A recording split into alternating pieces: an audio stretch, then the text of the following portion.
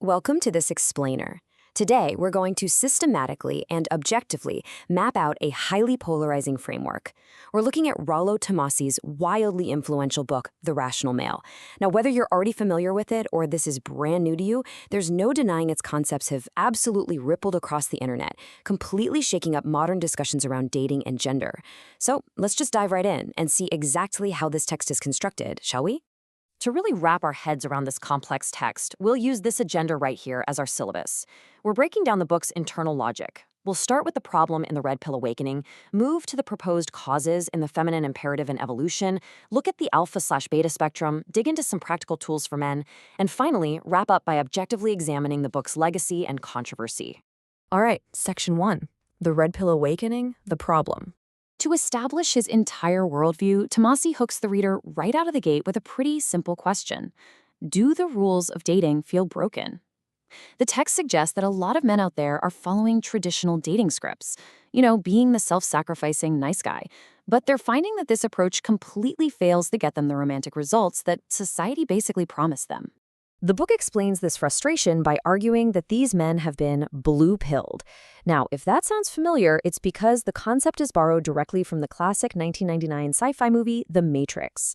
According to the text, being blue-pilled means you've been conditioned by society to believe a set of comforting yet ultimately false narratives about gender relations, love, and romance.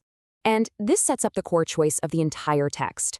On one hand, you have the blue pill, just remaining in this state of comforting societal conditioning and blissful ignorance. On the other hand, you can take the red pill. Choosing the red pill in this framework means choosing to see the world as a system of control. It's about recognizing the uncomfortable truths about intergender dynamics rather than just seeing things how we might wish them to be. Which brings us to Section 2, the feminine imperative, the cause. So if society is this matrix of conditioning, you might be wondering who or what is actually controlling it.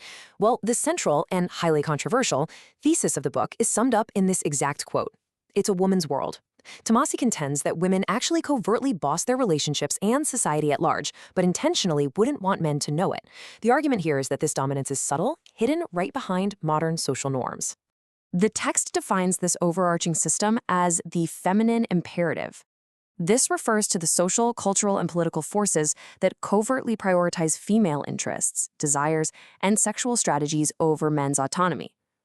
According to Tomassi, things like media narratives, family court laws, and even just basic social norms are all subtly engineered from the ground up to condition men, right from birth, to prioritize and serve women. Let's look at Section 3, Evolution and Hypergamy, the why. To explain exactly why this imperative exists, the book leans heavily on evolutionary biology. It asserts that women have a specific, hardwired mating drive. Tomassi summarizes this strategy in one punchy phrase: always trade up when the opportunity presents itself. Within the framework, this is labeled as hypergamy. It's defined as the evolutionary tendency of women to seek mates of higher socioeconomic or caste status than themselves. The book argues that women are biologically driven to secure the best genetic and provisioning resources. Crucially, Tomassi claims this means women are naturally attracted to men who are already dominant rather than men they feel they have to build up or fix. Okay, moving on to Section 4, the alpha/beta spectrum. The text places male behavior on a very distinct spectrum.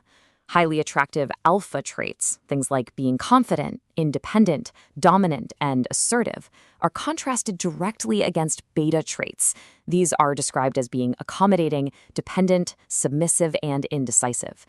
Essentially, these are the traits of that aforementioned nice guy. The framework argues that the ultimate goal of red pill awareness is to actively move away from those beta behaviors and consciously cultivate alpha traits. So, what do we actually do about it? Section 5 covers practical tools for men, the solution. How does a man actually navigate this reality? The book introduces a highly controversial yet pragmatic strategy called plate theory, and honestly, it's exactly what it sounds like. It's a literal circus act metaphor for dating multiple women simultaneously without committing to any one relationship until a man is fully ready. The concept is to spin multiple plates so you avoid settling or coming across as desperate. The logic behind this strategy boils down to 4 main perceived benefits. First, it develops an abundance mindset. Second, it provides emotional protection from rejection. Third, it allows for clear, informed decision-making.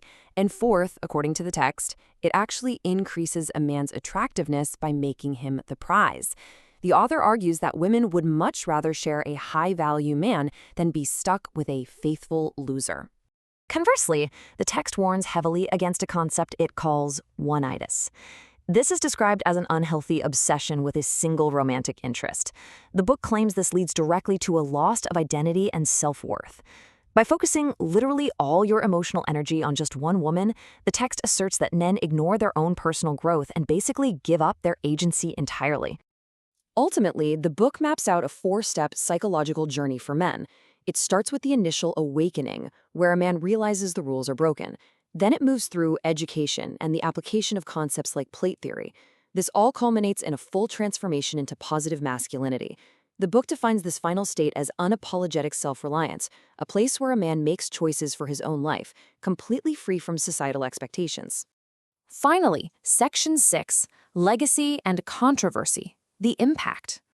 As you can imagine, the rational male has an incredibly polarizing legacy. On one side, positive reviews praise the book for providing straightforward, honest life advice.